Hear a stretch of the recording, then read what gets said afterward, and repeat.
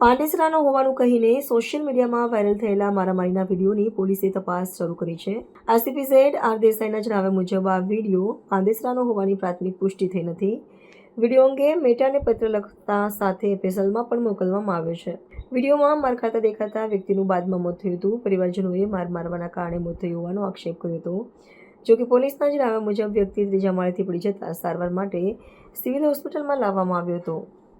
પરિવારજનો તેને જબલપુર ગામ લઈ જવા માંગતા હતા અને રસ્તામાં તેનું મોત થયું હતું। ત્યારબાદ પીએમવીના અંતિમ સંસ્કાર કરવામાં આવ્યા હતા। ગઈ તારીખ 18/6/2026ના રોજ તિરુપતિ સર્કલની બાજુમાં આવેલા વરજભૂમિમાં રોઝવુડ નવનિર્મિત બંગલાની સાઇટ છે, જેમાં એક જાણવાજોગ દાખલ થયો, જેમાં કમ્મુ નથુ પ્રજાપતિ ઉંમર વર્ષ 27 નામનો માણસ ઉપરથી પડી ગયો, જેને ઈજા થતાં સિવિલમાં દાખલ કરવામાં આવેલ।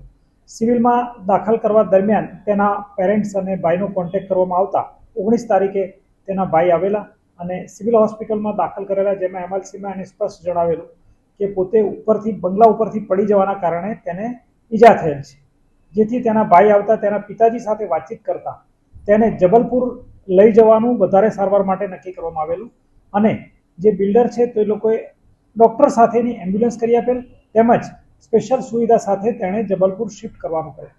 પરંતુ રસ્તામાં જતા ઉજ્જૈનની આજુબાજુ તેના હાર્ટબીટ્સને કાર્ડિયક શોક જેવું લાગતા સદર કમ્મુ નથુ પ્રજાપતિ મરણ ગઈ, જેથી તેને નજીકમાં તેના ઘરે જઈ અને અગ્નિ સંસ્કાર કરવામાં આવેલા અને આ રીતે તેનું મૃત્યુ થયેલ।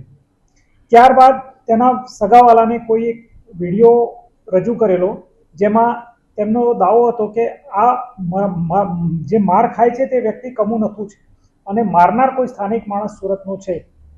જે વિડીયો આધારે તેઓએ સુરત આવેલા અને સુરત મહેરબાન પોલીસ કમિશનર સાહેબને એક અરજી આપેલી, જે અરજીની પ્રાથમિક તપાસ અત્યારે હાલ ચાલુ છે। પરંતુ આ વિડીયોની પુષ્ટિ સુરત ખાતેની રોઝવુડ સાઇટ પર બનેલાનું પ્રાથમિક રીતે જણાતું નથી, તથા તેના જે બેકગ્રાઉન્ડ છે તે પ્રકારે સાઇટ પરના કોઈ કન્સ્ટ્રક્શનવાળા દ્રશ્યો પણ નથી। આ ઉપરાંત એના 2-3 રજૂઆત હતી કે ભાઈ એમના સાથીએ કીધું, એમના સીસીટીવી ફૂટેજ છે અને અહીંયાથી મૃત થયેલ હોય, મૃત્યુ અહીંયા પામેલ અને ત્યારબાદ શિફ્ટ કરવામાં આવેલા છે। આવા 2-3 પ્રકારના આક્ષેપવાળી અરજી કરવામાં આવેલ, જે અરજીની તપાસ ઓસાઈ શ્રી FS ચૌધરી ચલાવી રહેલ છે, જેમાં આજે સિવિલ હોસ્પિટલમાં પૂરેપૂરી ચકાસણી કરતા એને પોતે અહીંથી જીવતો લઈ ગયેલા હતા અને ડૉક્ટર સાથે એમ્બ્યુલન્સ કરી આપેલી હતી અને કાર્ડિયક શોકના કારણે કે બીજા કોઈ કારણોસર તેનું મૃત્યુ થયેલાનું જણાયેલ।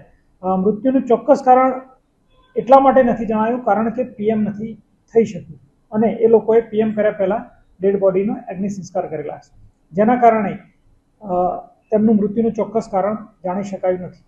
પરંતુ તેમના સગાવાલાની જે અપીલ હતી તે બાબતે પોલીસે ખૂબ સંવેદનશીલતાથી ચેક કરેલ છે અને વિશેષમાં વિડીયો કોનો છે તેની તપાસ અત્યારે ચાલુ છે।